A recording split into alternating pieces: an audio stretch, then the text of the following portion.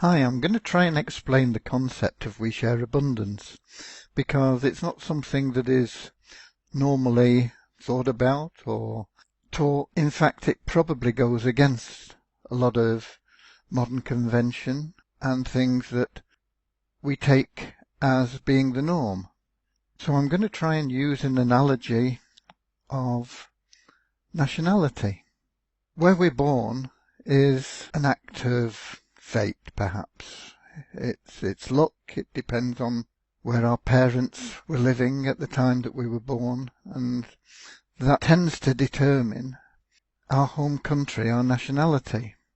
And we grow up within that country, and that country has its own laws and its own ideals, and it has its own economy. And usually we get this patriotic instinct about the country that we live in, and we defend it from people who try to put down our country. Sometimes we're not satisfied with the country that we live in, and we either try to change it, or if possible, we move to a country where we feel we'd be happier. Moving a country can be easy, and it can be very difficult. Some countries don't want more people to come in, and some countries are happy to accept almost anyone. And we all have this idea and knowledge of what I've been talking about so far. But a country's economy is what's not really understood by most people, and most of the things that are said about a country's economy are frankly not true. A country's economy is largely dependent upon its size. There may be natural assets, such as oil or diamonds or gold, that can be mined and sold to other countries, and that is governed to an extent by the geographical size, because the greater the geographical area, the more likelihood of having minerals in there. But it needs people who can exploit those natural resources, and the more people that a country has, the stronger it tends to be economically. Not always the case. There are some countries that have massive populations that are not very sound economically and struggle to provide for all their people. But a country's economy is determined by the way that the people value the services of the others within that community. As an example, in some communities, what's considered to be a skilled tradesman, an electrician or a plumber or something like that, will earn $10 a day. And yet in other countries, he'll earn that same $10 in 10 minutes. So what's the difference? The service is the same. The difference is how that service is valued by other members of the community. If a member of the community is only prepared to pay $10 an hour, then that's all that service is worth within that community. But if in another community they're prepared to pay $1 a minute, that $10 in 10 minutes, then that's the value within that community. It's the same service. The value is set within the community. So what about the currency within a country? Because most countries have their own currency. There are one or two that use currencies from other countries, but most countries prefer to have their own currency. And why is that? It's because a currency is literally only worth what the people within the country believe it to be worth. And that gives the government of the country a great advantage in manipulating a currency. Currencies have been all sorts of things over the years. They've been shells, pieces of bark, metals, glass beads. Today we tend to use paper. Or more recently, plastic. And what's behind this? Absolutely nothing. Once upon a time, and it's still actually on the banknote in the United Kingdom, but you need a magnifying glass to read it. It says, I promise to pay the bearer on demand the sum of £20. And that's on this £20 note. When I was a kid, that was big letters. I promise to pay the bearer on demand the sum of £20 would have been on that note in big letters. And the reason was because up to about 1946, the currency in the UK was backed by gold. So you could literally go into a bank and demand gold for a banknote. I think in the 1970s, the USA was still on the gold standard. And I think it was Nixon that abolished the gold standard. So the dollar at that time was like the British pound used to be, backed by a commodity. It didn't matter that the commodity was gold. It could have been oil. It could have been wheat. It was just something of tangible value instead of a piece of paper. That tangible value no longer exists. It is only the value that the members of the country decide to attribute to it in what they will exchange for that. And this gives the government a great advantage because they don't have it tied to anything special. So if they need more money, what do? They print more of these. They cost virtually nothing to produce, and yet they hand them out in terms of benefits or wages or whatever. They get into circulation, and that has given the government money to spend. Now, unfortunately, when they do that, they increase the supply. The demand is still the same, and so it devalues this. And that's why the notes, the cash in your pocket or in your bank, whilst it may be going up in numbers, is actually going down in value. It's called inflation, and it operates in all countries because all countries, when they want some money, print more of these. It's an unseen tax on the residents of that country.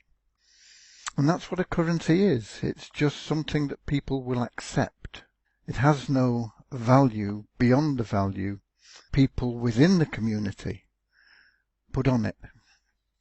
And that's the same whether it be something that is traditional, like a fiat currency, like this £20 note, or whether it's one of the newer types of currency called a cryptocurrency. The value is determined by what people will put on it. The difference with a cryptocurrency, at least all the good ones, is that they are capped. There is no government that can print unlimited numbers of crypto coins. There is a finite number, and these tend to be released over a period of time due to whatever formula is derived when that cryptocurrency starts. What that means is that as the demand goes up for that currency, there can't be an unlimited supply.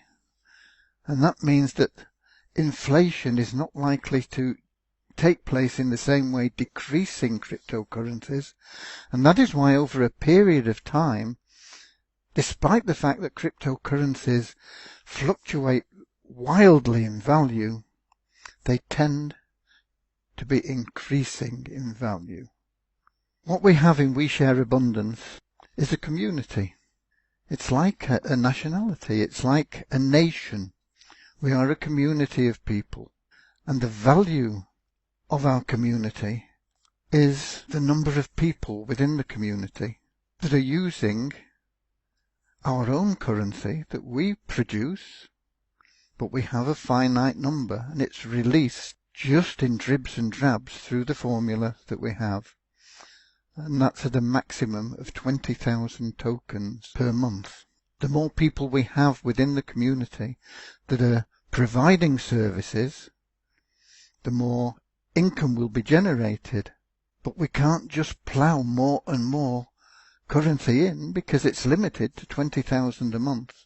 And so the value of the currency is likely to increase more so than it would with any other type of currency or in any other type of nation. Now, just like people that move to another country, there are laws in the country that they came from, there are laws in the country that they go to. There are rules for that community. And if they don't like the rules, they made the decision to move there. They have to abide by those rules, or they should go back where they came from.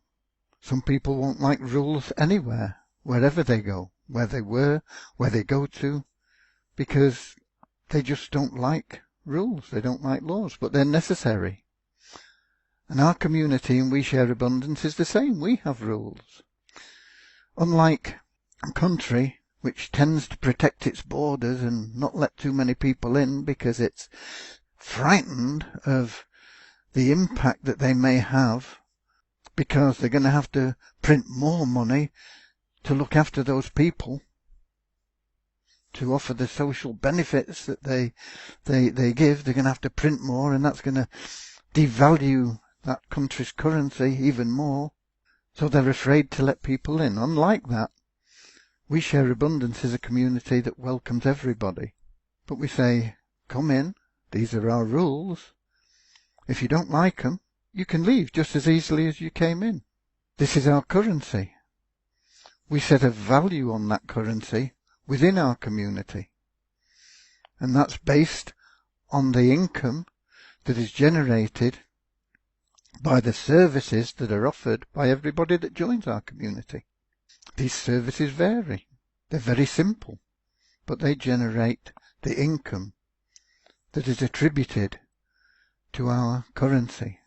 WISA, the We Share Abundance Token, WISA.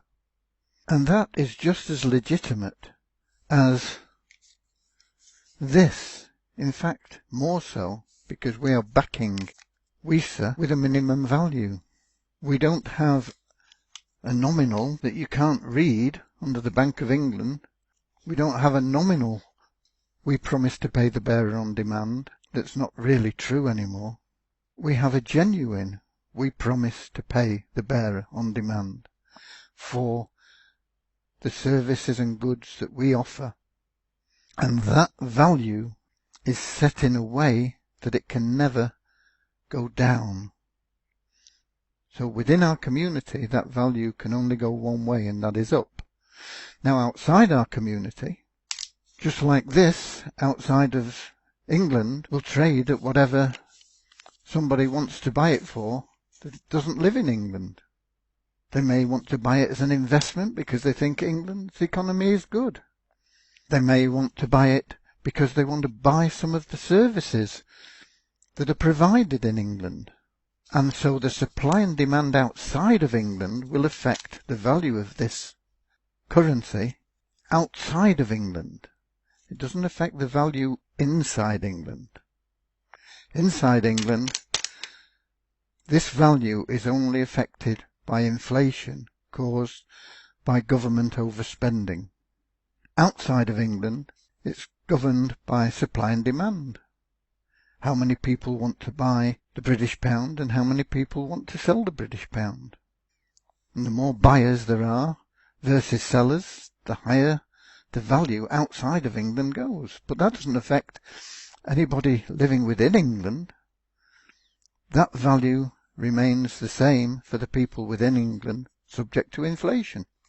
So it doesn't matter whether the pound trades for $1 or for 10 cents of a dollar to the people that live within England. It's only if they want to buy dollars or travel to the country that uses dollars that it affects them. But if they are within England, within that community, it doesn't affect them at all.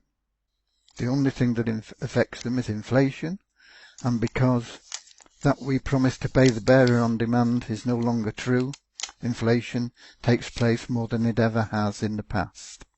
We welcome everybody to our community.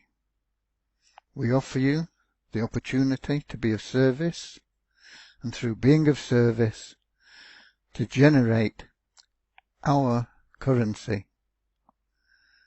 And we pledge that our currency within our community will never go down in value, will only go up in value. We allow our members to take our currency outside of our community, and there they can do with it as they will. But one of our rules is that if they are detrimental to the value of the currency outside of our community, we'll stop them taking it out until they come back in line with the rules. And that rule simply is, if we put a value on our currency, don't sell it to anybody outside of our community for less than that value. Because if you do, we'll stop you taking it outside for 3 months. And at the end of 3 months, we'll limit the supply that you can take outside. And if you behave and do the right thing in accordance with our rules, and don't give it away for less than we say it's worth, then we'll gradually allow you to take more and more outside of our community. It's a simple case of true economics, not bullshit economics. We are a country, a nation, a community. We hope that our members will be patriotic. We hope that our members do not need to be penalised for breaking our laws, our rules. We hope that our members will live happily together, because we accept anybody from anywhere. We are one community under God, as was the original intention in the United States. One nation under God. We accept all, and we accept the fact that all men and women were created equal. So we accept you, no matter where you come from, no matter what your background is, no matter what you've been before, no matter what your education is, what your spiritual beliefs are, or not. We accept everyone. Come in, enjoy our community, abide by the rules, and if you don't like the rules, you're free to leave. That's, in a nutshell, what we offer. We Share Abundance knows and understands that God has provided sufficient for every person to live a comfortable life. And we, as a community, as a nation, hold that truth in the distribution of wealth to our members. God bless.